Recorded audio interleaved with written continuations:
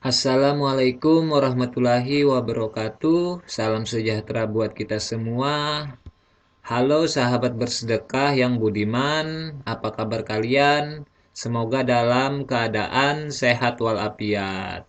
Nah, di video yang lalu kita sudah membahas tentang panduan membuat kartu peserta KIP kuliah, dari membuat akun sampai dengan mencetak kartu secara umum. Nah, pada kesempatan ini kita akan membahas secara khusus panel-panel yang ada di dashboard KIP kuliah. Sebelum kita lanjut videonya, alangkah baiknya untuk bisa subscribe, like, serta share video ini agar sahabat-sahabat yang lain dapat mengetahuinya.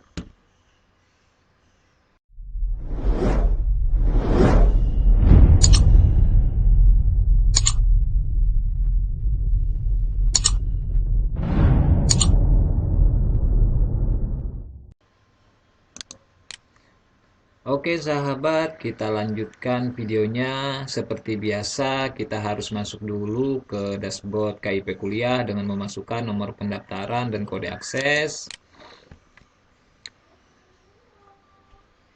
Nah, setelah kita memasukkan kode pendaftaran dan kode akses, kita akan masuk ke dashboard KIP kuliah. Ini adalah penampakan dari dashboard KIP kuliah. Nah, di sini saya sudah masuk menggunakan akun siswa yang sudah berhasil menjadi peserta KIP kuliah. Nah, jika siswa itu sudah berhasil masuk dalam peserta KIP kuliah, maka akan ada muncul panel baru seperti ini, yaitu panel penetapan. Sebelumnya ini tidak ada. Oke sahabat, kita lanjutkan pembahasannya. Nah, pembahasan pertama yaitu panel tentang biodata. Nah, untuk panel biodata, sahabat akan menemukan beberapa isian yang sangat mudah sekali mengenai informasi diri sahabat. Coba kita dapat lihat di sini ada nomor siswa nasional, kemudian nama siswa, nomor induk kependudukan, dan seterusnya. Sahabat bisa lihat di sini isiannya sangat mudah dan gampang sekali dan cukup jelas sekali, tidak ada pertanyaan yang sulit, yang membingungkan sahabat. Nah, tetapi misalkan ada dokumen yang sahabat tidak punya, misalkan seperti nomor kartu keluarga sejahtera. Nah, misalkan sahabat tidak mempunyai nomor kartu keluarga sejahtera ini, sahabat bisa mengosongkan. Begitu juga dengan nomor kartu Indonesia Pintar. Jika sahabat tidak punya, kosongkan saja di sini. Dan kemudian sahabat disuruh untuk mengupload foto sahabat, tentunya foto formal ya. Nah, di sini sahabat untuk ukurannya sahabat maksimal itu 300 KB. Jadi sahabat tidak boleh melebihi dari 300 KB dari ukuran foto sahabat agar sistem bisa menerima. Oke, untuk biodata saya rasa cukup jelas. Kita lanjutkan ke panel berikutnya yaitu panel keluarga. Nah, di panel keluarga ini kita akan menemukan isian tentang keluarga. Contohnya seperti nama ayah, kemudian detail ayah, nama ibu, kemudian pekerjaan ibu dan seterusnya. Sahabat bisa lihat sendiri di sini. Dan kemudian kita disuruh untuk mengupload foto bersama keluarga yang terdiri dari ayah, ibu, adik, kakak. Nah, seperti biasa untuk ukuran foto tidak lebih dari 300 KB. Sahabat harus mengupload foto di bawah dari 300 KB. Nah, untuk memperbaharuinya, sahabat bisa klik di perbaharui data keluarga untuk mengedit isian-isian ini. Oke, untuk panel ekonomi cukup jelas ya sahabat. Ini sahabat bisa lihat cukup jelas dan sangat mudah sekali. Oke sahabat, kita bisa lanjutkan ke panel berikutnya yaitu panel ekonomi. Nah, di panel ekonomi ini isiannya cukup sedikit, menggambarkan tentang ekonomi dari keluarga sahabat.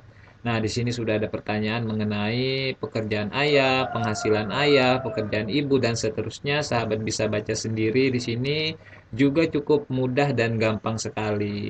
Nah, di sisi kiri dapat kita lihat ada foto yang harus kita upload, yaitu foto dokumen pendukung keadaan ekonomi. Nah, untuk foto pendukung keadaan ekonomi ini, sahabat bisa mengupload foto surat keterangan tidak mampu, terus bantuan sosial seperti kartu keluarga sejahtera, KIP kuliah, dan sebagainya. Pokoknya yang menggambarkan tentang keadaan ekonomi. Dan misalkan di sini sahabat tidak mempunyai dokumen-dokumen seperti ini, sahabat bisa mengupload foto ke apa pekerjaan ayah. Seperti misalkan ayah sahabat itu adalah seorang nelayan, sahabat bisa mengupload foto jaring ikan. Misalkan sahabat pekerjaan ayah sahabat itu adalah seorang petani, sahabat bisa mengupload orang membajak, terus sawah juga bisa seperti itu.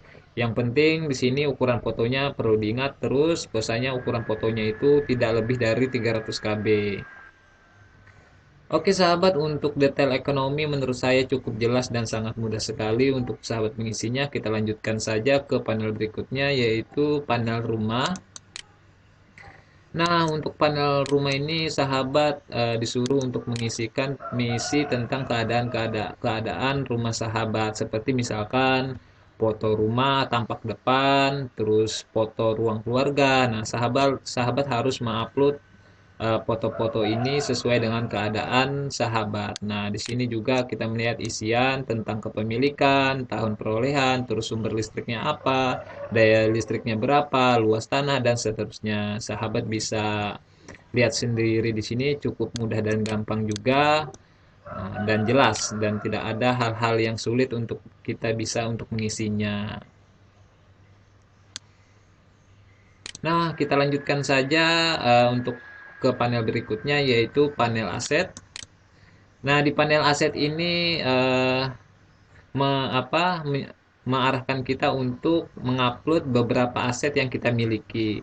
Contohnya misalkan sahabat mempunyai motor, terus jenisnya apa, mereknya apa, kondisinya seperti apa, dan harganya berapa saat ini. Nah, sahabat juga bisa mengupload, misalkan tidak ada motor, sahabat juga bisa mengupload misalkan HP, terus jenisnya HP-nya apa, merek HP apa, kondisi, harga belinya berapa, HP. Terus sahabat jika motor dan HP juga tidak punya, sahabat bisa mengupload kipas angin, misalkan kipas angin jenisnya apa, mereknya apa, dan seterusnya. Sahabat bisa menambahkan untuk aset ini, diklik aja di tambah aset, maka akan muncul isian-isian yang berupa seperti nama aset, terus jenis asetnya, merek asetnya, dan seterusnya. Oke sahabat, untuk aset juga cukup mudah ya untuk mengisinya. Jadi kita lanjutkan saja untuk ke prestasi, ke panel prestasi. Nah, untuk panel prestasi Anda diperkenankan untuk mengisi hingga 3 prestasi. Hanya isian prestasi yang menurut Anda merupakan yang terbaik. Nah, jadi kita di sini diarahkan untuk mengupload 3 prestasi kita yang terbaik. Dan pertanyaannya, jika sahabat tidak mempunyai prestasi misalkan juara satu dan seterusnya, itu yang tidak masalah. Sahabat bisa mengupload di sini misalkan lomba membaca puisi, terus lomba mengaji, lomba catur, dan sebagainya. Jadi sahabat tidak perlu pusing untuk hal-hal prestasi. Misalkan sahabat tidak mempunyai prestasi, sahabat cukup mengupload prestasi-prestasi kecil yang sahabat punya. Seperti biasa, sahabat bisa klik di tambah aset, tambah prestasi di sini, maka akan muncul isian-isian seperti nama kegiatan, jenis, dan tingkat dan tahunnya. Oke, sahabat, mungkin cukup jelas ya untuk panel prestasi dan cukup mudah juga. Kemudian kita lanjut ke panel berikutnya, yaitu panel rencana. Nah, di panel rencana ini sahabat akan disajikan isian-isian mengenai rencana sahabat. Nah, misalkan mau kuliah di kota, rencana tinggalnya di mana, terus kos atau bersama keluarga, terus apakah sahabat didukung oleh keluarga, dan kemudian transportasi apa yang sahabat gunakan seperti sepeda motor, terus misalkan ojek online dan sebagainya. Di sini cukup jelas juga, pertanyaannya pun sangat mudah. Eh, karena cukup jelas, kita lanjutkan saja sahabat ya videonya. Jika nanti ada pertanyaan mengenai hal-hal ini, silahkan ditanyakan di kolom komentar. Kemudian kita ke panel terakhir, yaitu panel seleksi. Nah, di panel terakhir ini kita diarahkan untuk memilih seleksi apa yang kita ingin pilih. Nah, di sini sahabat bebas memilih seleksi-seleksi yang ada di sini tentunya sesuai dengan jadwal nasional dan sesuai dengan perguruan tinggi yang sahabat ingin masuki. Misalkan seleksi LTMPT, kemudian juga ada seleksi politeknik. Nah, kemudian ada seleksi mandiri. Nah, misalkan sahabat ingin ke perguruan tinggi swasta, sahabat bisa melakukan di seleksi mandiri ini, intinya sesuai dengan jadwal nasional yang ada. Nah, di seleksi mandiri ini maka akan muncul pilihan, misalkan pilihannya itu perguruan tinggi sahabat yang ingin sahabat masuki. Terus pilih perguruan tingginya, kemudian pilih prodinya, prodi apa, program studi atau jurusannya. Nah, untuk seleksi ini cukup mudah juga sekali. Ini adalah tahapan terakhir dari proses pembuatan kartu KIP kuliah. Dan biasanya di sini akan muncul proses lanjutan. Nah, sahabat klik saja di sini, maka kartu peserta KIP siap untuk dicetak. Nah, untuk mengetahui atau mengontrol apakah sudah lengkap apa belum isian dari semua panel ini, sahabat bisa mengklik detail di sini.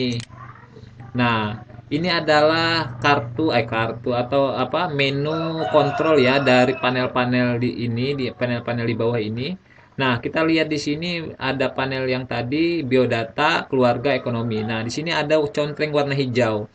Kalau contreng warna hijau ini menandakan isian sahabat itu sudah lengkap.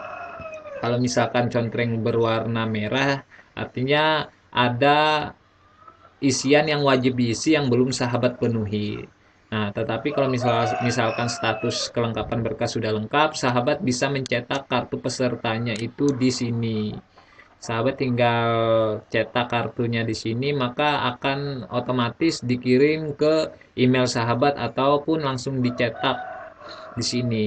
Nah, oke sahabat, mungkin cukup jelas dan sangat mudah sekali bagi sahabat yang ragu untuk mendaftar KIP kuliah.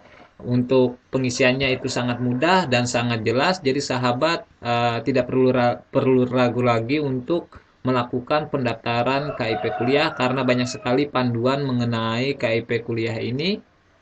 Mungkin demikian dari saya tentang video ini.